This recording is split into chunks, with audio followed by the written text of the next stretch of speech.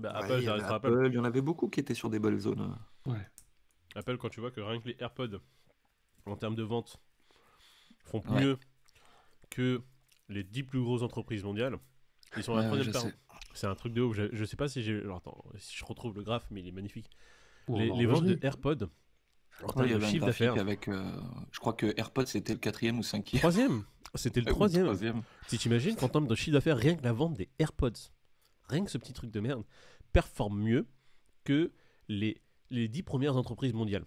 Ils Ouais, ont la mais il y a troisième que les place. mecs qui ont pas acheté d'AirPods qui disent que c'est des AirPods de merde. Ah, depuis que t'as goûté aux AirPods, tu changes pas, quoi. Ouais, ouais. Moi, je dois être à la troisième paire. C'est vraiment un des produits Apple que je kiffe le plus. Vraiment, c'est le plus abouti. C'est vraiment un truc qu'on pète, quoi. Ok, bon bah écoute, bon à savoir. Ouais, il disait Alibaba, PayPal, Spotify, Amazon, ouais.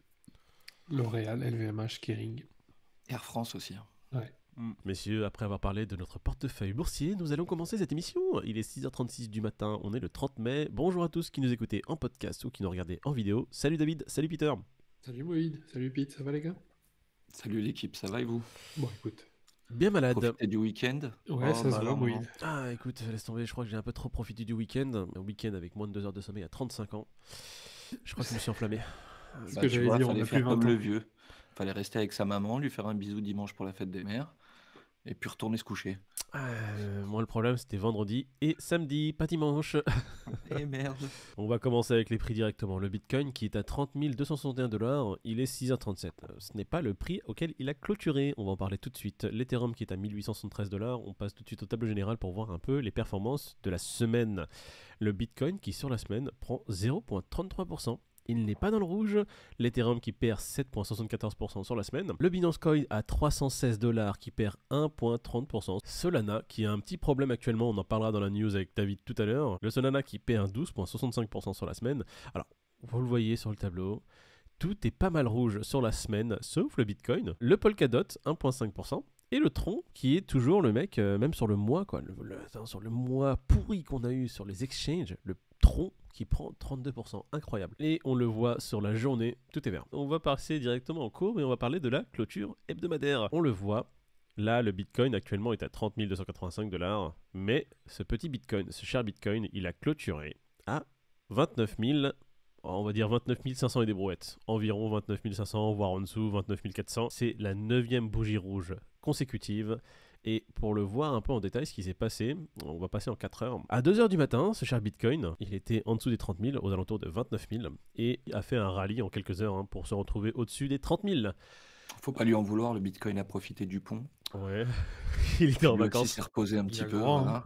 Et aujourd'hui, c'est férié au State. Je sais pas pourquoi il se réveille, mais bon. En daily, c'est 3 bougies vertes d'affilée. Là, on commence dans une bougie verte. Mais on est toujours dans cet entonnoir.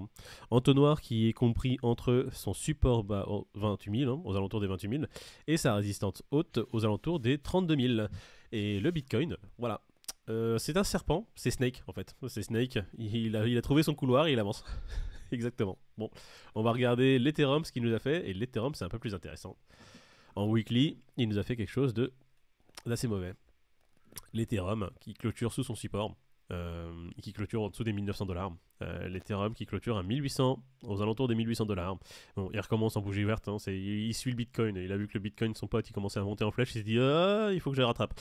L'Ethereum qui aujourd'hui est à 1873, c'est pas folichon, d'accord, il a vraiment clôturé en dessous son support et il s'est pas retrouvé encore là, il est sur son support, en 4 heures il est... L'Ethereum qui nous a fait quelque chose, on en a parlé vendredi, qui a enfin tenté un petit mouvement, il est sorti de son petit entonnoir dans lequel il était en range depuis maintenant plusieurs jours, une clôture en dessous de son support et comme on en a parlé, son prochain support à l'Ethereum, il se situe aux alentours des 1400 mesdames et messieurs, donc faites très attention.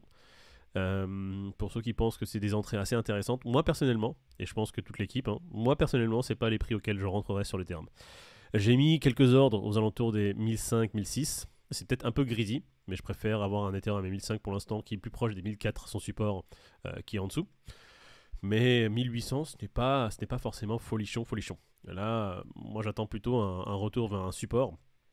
Je vais attendre de voir ce qu'il va faire. Soit il fait un petit rallye, il revient dans son entonnoir dans lequel il était aux alentours des entre 1009 et 2150. Soit il continue sa dégringolade Et il se retrouve plutôt aux alentours des 1004, ce qui serait très intéressant. Pour information, le Nasdaq est aujourd'hui fermé, c'est férié aux États-Unis. Du coup, on parlera de la clôture du Nasdaq et du CAC en même temps dès demain. On va passer directement au Crypto Fear Grid. Il est à 10, messieurs. Donc du coup, ce matin, c'est quand même assez bien, tout est dans le vert et tout, et il est en dessous de vendredi. Mais D'accord. c'est normal, les gars, putain. C'est le pont, il est pas revenu de vacances encore, là. Ouais, je pense que c'est ça, il est encore en week-end. Il est en week-end, le Crypto Fear Grid, laissez-le tranquille. Allez, les news, messieurs, ça va être le plus intéressant. Hop là, première news, le Metaverse Lego, un jeu d'enfant en faveur de la pédagogie. Ouais, après le projet Winkiverse, le projet éducatif, il y a Lego qui s'attaque au projet pour les enfants d'une certaine manière. C'est pas mal parce que aujourd'hui les enfants naissent littéralement avec un smartphone dans les mains et ont accès à Internet.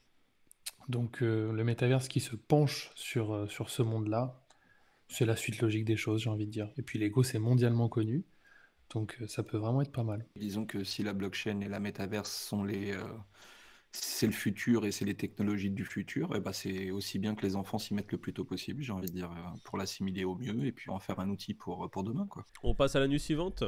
La news suivante, Italie, Binance obtient sa licence du fournisseur de services de crypto-monnaie. Après la France, Binance s'attaque à l'Italie. J'ai l'impression qu'il n'est pas en odeur de sainteté aux États-Unis, du coup il s'attaque au marché européen. Et ma foi, tant mieux pour notre continent. Si ça peut démocratiser la crypto dans notre continent, franchement ça peut être pas mal. Bah, un acteur comme Binance qui met autant de moyens pour s'implanter en Europe et finalement c'est une adoption massive derrière Binance, hein, parce que Binance, c'est quand même too big to fail aujourd'hui, j'ai l'impression quand même. Tu vois, Ouais. c'est un vrai bordel, quoi. Ça fait partie presque de l'institution de crypto-monnaie, quoi.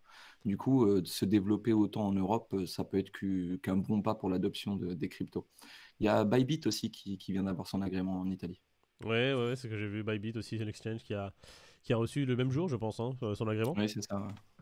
Bah écoute, très bonne news hein, pour l'adoption générale des crypto-monnaies dans le monde. L'Europe qui commence de plus en plus à avoir ces petits exchanges qui commencent à être officiellement reconnus. Oui, Terra a une nouvelle vie. Bon, la renaissance de Terra avec Luna 2.0 et les airdrops. Ouais, c'est ça. En gros, bah, c'était quoi ce week-end qu'ils ont lancé la blockchain? Bah écoute, ça a l'air de plutôt marcher. De ce que j'ai compris, il y aura 1 milliard de tokens.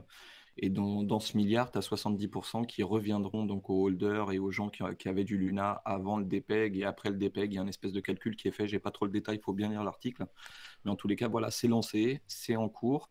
Les grosses plateformes telles que Binance et d'autres que j'ai plus le nom vont permettre aux gens qui détiennent les tokens sur leur plateforme de recevoir les airdrops.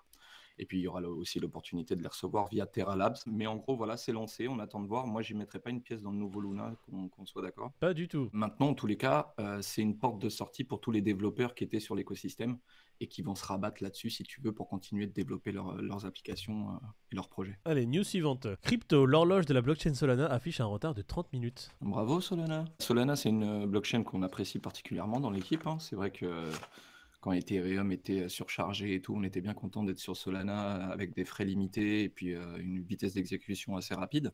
Bon, malheureusement, c'est quand même une blockchain qui subit beaucoup de dysfonctionnements ces derniers temps.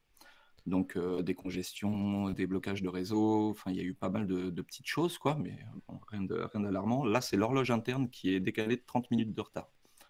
Donc il faut savoir que ça remet en cause le stacking et les récompenses que les gens devraient toucher sur le réseau. Du coup, c'est très pénalisant pour les gens qui sont dessus. Le truc, c'est qu'en gros, il y a un proof of history pour ce qui est de l'horloge interne. Et en gros, normalement, c'est centralisé ça sur les autres. Et du coup, ça tient encore la route, tu vois, c'est assez carré. Là, le système qu'ils ont, il est décentralisé et il y aurait eu un problème. Et du coup, tu as un décalage de 30 minutes. Et aujourd'hui, bah, ça pose un vrai problème, comme je le disais, pour ceux qui sont en stacking. Ça peut faire un effet boule de neige. Baisse du Solana, stacking, les rewards divisés par 2. Sachant que la blockchain est en proof of stake. Donc, ils ont besoin de stackers pour sécuriser et maintenir la blockchain, on va dire, en bon état. Ça peut vraiment créer des gros dysfonctionnements. Bon, ça serait pas le premier sur Solana.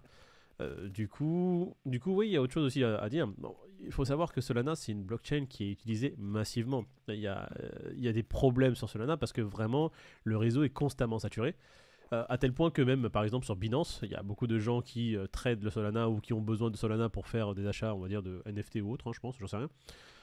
Ils n'y arrivent pas, ça prend trop de temps, trop de saturation. Pas mal de petits couacs ces dernières semaines sur Solana. Et comme tu as dit, Moïse, beaucoup de gens l'ont adopté pour éviter la saturation d'Ethereum, mais on dirait que Solana n'était pas prêt à avoir tout ce beau monde arrivé. Ils sont en train de voir que bon bah c'est une adoption qui est assez massive, il y a beaucoup de gens sur Solana, du coup le réseau sature et c'est toujours un stress test. Solana, ça fait combien de temps qu'ils sont présents? Ça fait la grosse explosion a eu lieu Ouais. il y a 2 ans, 3 ans?